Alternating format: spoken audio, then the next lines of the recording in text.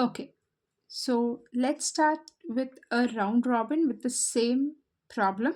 So in the round robin, it's again, I can tell you, it's a preemptive method. So round robin is a preemptive method that we have to apply. Now in round robin, when you are asked to solve, they will be giving you, or they will be providing you with the time quantum, that is whatever the time quantum that can be given. Sometimes it will be given 3 seconds, 2 seconds, 1 second, like that. So in the previous question paper, I found it as 2 milliseconds. So I will be solving it using a time quantum of 2 milliseconds. Now, what does this time quantum mean? It's like a time sharing. Okay, that is your multitasking. So each process will be executing for 2 milliseconds and it will be forcefully removed from the CPU, and the next process will be given a chance to execute the next 2 seconds. Okay, so this is the reason you will be given with your time quantum. So first let's start with your Gantt chart. To get your Gantt chart, it is very necessary that you have to plot your ready queue here. Otherwise you may go wrong, and even in the exam you have to show your ready queue. So let's start with the ready queue. Okay, and then we have a Gantt chart here. So be careful. So step by step we will start solving with this. Okay, so at 0th second, which is the process that has come or arrived in the ready queue, it's only P1. Okay, now I will be scheduling it to the CPU.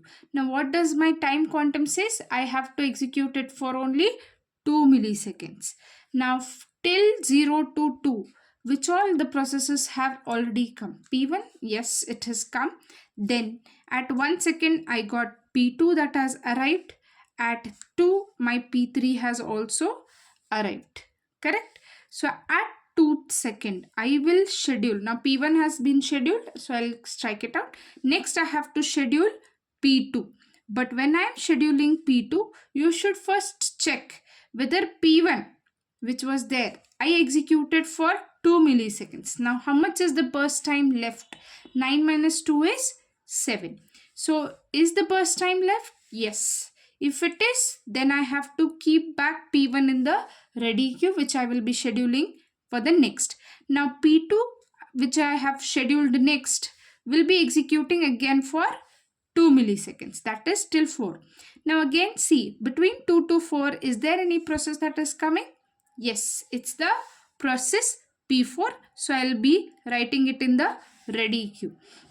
So I'm done with execution of P2.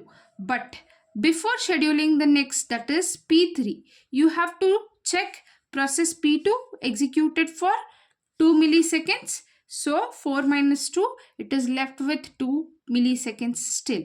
So if it is left, you have to get it back to your ready queue. Okay, if it is not, you need not get it. Now again, P3, which is I've scheduled, I will be scheduling it for next 2 seconds. So now see, between 4 to 6, is there any process that has come? No. Now when there are no any more processes that have come, you need not check again in the ready queue. So P3 I will execute continuously for 2 seconds. Now P3 is left with 7 seconds still. So if it is still left, I will be adding it back before scheduling the next one, that is P1. Now P1 I will be scheduling for the next 2 seconds. Now see here, P1, is there anything left? Yes, still it is left, so that is 5 seconds. So my P1 is done with the scheduling. Now if P1 is remaining, I will be adding it again. Okay, so next I will be scheduling P4, that is for next, that is 10 seconds. Now P4 is scheduled for 2 seconds, so it's remaining with 3.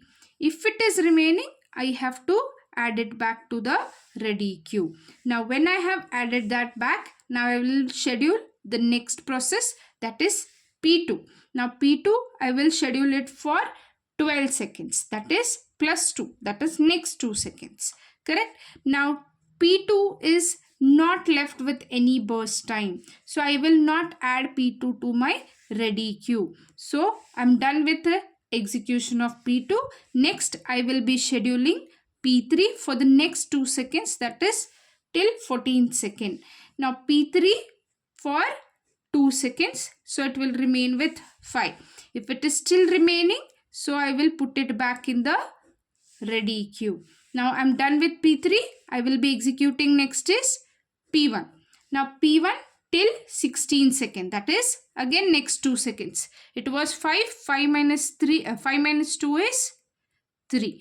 Okay, so still my P1 is left, so I will add it back again in the ready queue. Now after next we have to schedule P4. P4 is scheduled for the next 2 seconds, that is 3 minus 2 is 1. Still the burst time is remaining, so I will add it back in the ready queue. Now after P4 is been scheduled, I have to schedule P3. Now P3 I will be scheduling for the next 2 seconds. So 5 minus 2 is 3 again. So is P3 remaining? Yes. So I will be adding it back to the ready queue. Now I am going to schedule next is P1 for the next 2 seconds. So 3 minus 2 is 1. So is still P1 remaining? Yes. So P1 is still remaining. I will add it back to your ready queue. So next I will be scheduling with P4. Now observe here, P4 I cannot schedule for 2 seconds because it's left with only 1 second. So I have to schedule it for only 1 second. Now is there P4 left to execute? No. So I need not add P4 in my next queue. So next I have to schedule is P3. Now P3 is left with 3. So I can schedule it for 2 more seconds. So still I have left with 1 second. So I'll add it again in the ready queue. Now next I have to schedule is P1. Now again we have to observe that P1 is left with only 1 second. So I have to execute only for the 1 second but not the 2 second. Is it left with any burst time? No. So I need not add P1 back to the ready queue. So next or the last one is left is P3. That is again we are left with only 1 second and that is 27. So we are done with this round robin for 2 milliseconds. I hope this is more clear. I do understand it makes a quite difficult to understand at once. So I will just say it slowly, or one small trick I can tell you here is till what second you are getting your processes, you have to see in this. Till there you have to schedule those also in between. Now whenever you have started with one process and meanwhile with this process execution, if any processes that have come, you should write it in the ready queue. And if the process that was executing is left with any burst time, that also needs to be written in the ready queue. Then go on scheduling based on the ready queue, and you have to replace the process back to the ready queue if the burst time goes on remaining. If it is not remaining, you can stop there. I mean, you can need not add back it to the ready queue. Now as this P2 we ended here with 4 seconds, because P2 you can cross check, P2 needs only 4 seconds to execute. So this was the 2 second and this was the 2 second, that is makes a 4 second. Is any P2 left here? No. So P2 took correctly and exactly 4 seconds. Now here again you can make a note that in the previous example we had at the end 27 itself. So here also we have found 27. Now calculating the completion time. Now again P1 we have to go on searching from the end.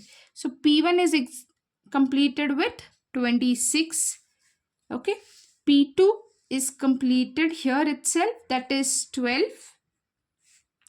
Then P3 completed at 27. P4 completed at 23.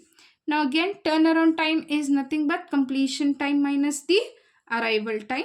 So after calculating, we will be getting these values.